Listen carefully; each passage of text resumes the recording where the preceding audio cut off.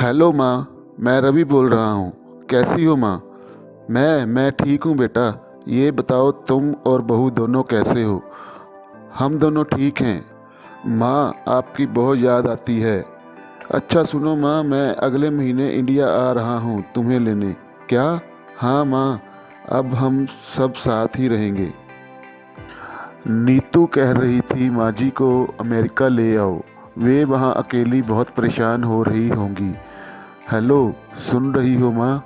हाँ हाँ बेटा, सुन रही हूँ। बूढ़ी आंखों से खुशी के आंसू बह निकले। बेटे और बहू का प्यार नस नस में दौड़ने लगा।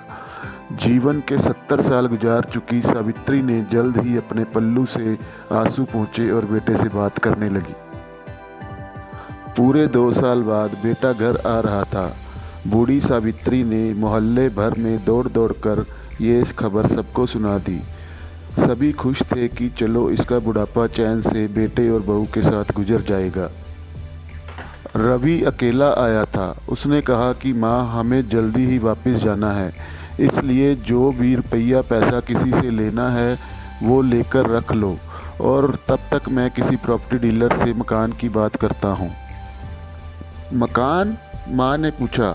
हाँ माँ, अब ये मकान बेचना पड़ेगा, वरना कौन इसकी देखभाल करेगा। हम सब तो अब अमेरिका में ही रहेंगे। बूढ़ी आंखें मकान के कोने कोने को देखने लगी। बूढ़ी आंखों ने मकान के कोने कोने को ऐसे निहारा जैसे किसी अबोध बच्चे को सहला रही हो। आनन फानन और औने पौने दाम में रवि ने मकान को बेच दिया। सावित्री देवी ने वो जरूरी सामान समेटा जिससे उनको बहुत ज़्यादा लगाव था। रवि टैक्सी मंगवा चुका था। एयरपोर्ट पहुंचकर रवि ने कहा, माँ तुम यहाँ बैठो, मैं अंदर जाकर सामान की जांच और बोर्डिंग और वीज़ा का काम निपटा लेता हूँ। ठीक है बेटा। सावित्री देवी वहीं पास के बेंच पर बैठ गई। काफ़ी समय बीत चुका था। बाहर बैठी सावित्री देवी बार बार उस दरवाजे की तरफ देख रही थी जिससे रवि गया था, लेकिन अभी तक बाहर नहीं आया था।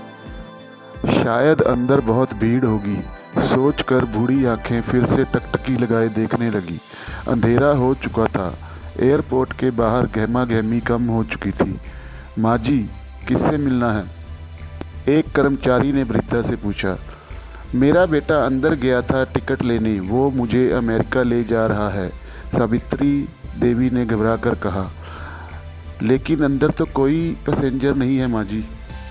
अमेरिका जाने वाली फ़्लाइट तो दोपहर में ही चली गई। क्या नाम था आपके बेटे का? कर्मचारी ने सवाल किया। रवि। सावित्री के चेहरे पे चिंता की लकीरें उभर आई। कर्मचारी अंदर गया और कुछ देर बाद बाहर आकर बोला, माँ जी, आपका बेटा रवि तो अमेरिका जाने वाली फ़्लाइट से कब का जा चुका। क्या? वृद्धा की आंखों से आंसुओं का सैलाब फूट पड़ा। बूढ़ी माँ का रोम रोम कांप उठा। किसी तरह घर वापस पहुंची जो अब तक बिक चुका था। रात में घर के बाहर चबूतरे पर ही सो गई। सुबह हुई तो दयालु मकान मालिक ने एक कमरा रहने को दे दिया। पति की पेंशन से घर का किराया और खाने का काम चलने लगा। समय गुजरने लगा। एक दिन मकान मालिक ने वृद्धा से पूछा, माँ जी, क्यों नहीं आप अपने किसी रिश्तेदार के यहाँ चली जाएं? अब आपकी उम्र भी बहुत हो गई है, अकेले कब तक रह पाएंगी? हाँ, चली तो जाऊं, लेकिन कल तो मेरा बेटा आया तो यहाँ फिर कौन उसका ख्याल रखेगा? इतना कहते ही माँ की आंसू से आंसू आने लग गए। माँ बाप का दिल कभी मत दुखाना दोस्तों। मेरे आपसे ये हाथ जोड़कर विनती है, याद रखें भगवान ने भी आपको इस संसार का हिस्सा बनाने के लिए माँ को चुना है। धन्यवाद। दोस्तों, आपको हमारी कहानी कैसी लगी हमें कमेंट करके ज़रूर बताएं। वीडियो को लाइक करें और शेयर करें।